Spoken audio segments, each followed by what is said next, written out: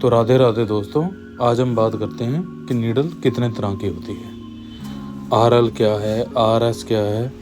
ये मैं आपको बिल्कुल आसान भाषा में आज क्लियर कर दूँगा। ठीक है, चलो शुरू करते हैं। फिर RL क्या होता है राउंड लाइनर से। राउंड लाइनर कितने तरह की होती है आज मैं आपको यही बताऊँगा। RS के बारे में अगली वीडियो में बात करेंगे। ठीक है, तो चलो आज राउंड लाइनर की बात करते हैं कि RL क्या होता है, राउंड लाइनिंग क्या होती है। ये देखो आप, ये देख सकते हो आप, ये RL लिखा हुआ है जो, इसको ही कहते हैं राउंड लाइनर।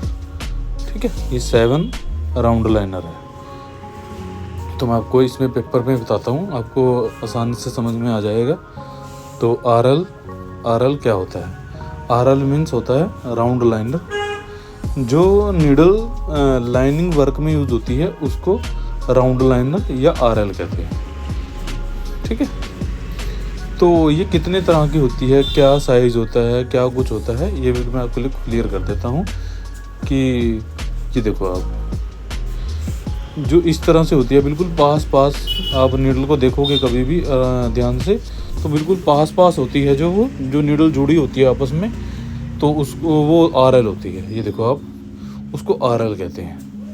ठीक है, तो इसमें साइज़ कितने होते हैं, जैसे 7 RL लिखा हुआ है, तो ये 1 RL से शुरू हो जाता है।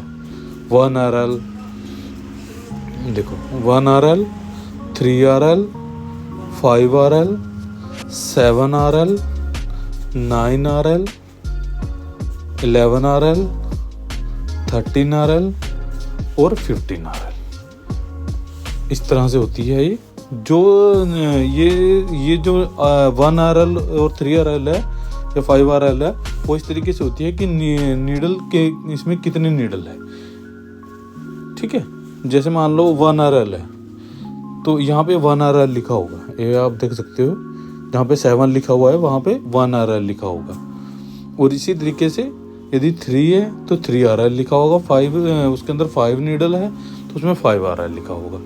जो जितने मान लो 5 RL है, उसमें 5 RL है और वो उतनी मोटी होएगी। जैसे आप उसकी मोटाई की बात करोगे तो जितनी आपको बारीक, बिल्कुल सबसे बारीक की बात करी जाए तो 1 RL होती है, वो उसमें एक ही नीडल होती है, वो उतना ही पतली लाइन करेगी। ठीक है, इसी तरीके से यदि वो 11 RL या 13 RL है तो उसमें 11 और, तो ये तो थी बात की साइज की कि कितने साइज होते हैं। ठीक है, अब आगे हम बात करते हैं कि कौन सा साइज कहाँ यूज़ करना है। जैसे 1 RL कहाँ यूज़ करना है, 3 RL कहाँ यूज़ करना है, ये मैं आपको बताता हूँ। ये इस तरीके से समझाओ। मान लो ये टैटू है आपके पास। ठीक है, अब इसके अंदर 5 RL यूज़ होएगा वैसे। अब आप 5 RL की जगह 11 RL यूज़ कर लेते हैं, तो ये देखो आप इस मार्कर के माध्यम से, जैसे मार्कर को आप 11 RL लगा लो। अब इस 11 RL को आप यूज़ करोगे तो ये कुछ इस तरीके से है। ठीक है, तो आपको ऐसा नहीं करना। यदि आप इस तरीके से करोगे तो डिटेल खत्म हो जाएगी उसकी, तो वो अच्छा नहीं लगेगा टैटू। यदि आप उसी जैसे 5 RL यूज़ हुआ है तो आप उसकी जगह 5 RL यूज़ करोगे तो बिल्कुल प्रॉपर लाइन आएगी। जो लाइन होनी चाहिए वही लाइन आएगी। यदि आपको समझ में आ रहा हो तो आप इस तरीके से समझो कि ये देखो आप, यहाँ पे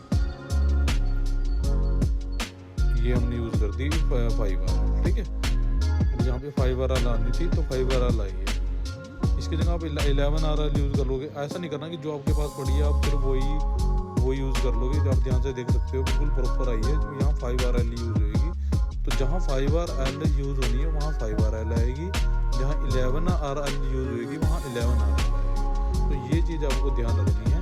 आप इसके जो मैं समझा रहा हूँ इसके माध्यम से समझ सकते हो आप। जैसे मेरे को बिल्कुल साधारण भाषा में समझाया है मैंने आपको कि जो लाइनिंग जहाँ यूज़ होएगी वहीं यूज़ करनी है, RL सॉरी। ठीक है, तो आई होप कि आपको ये वीडियो समझ में आई हो। यदि आपको इसी तरीके की और वीडियोस देखनी है तो हमारे चैनल को सब्सक्राइब करो, लाइक करो एंड शेयर करो।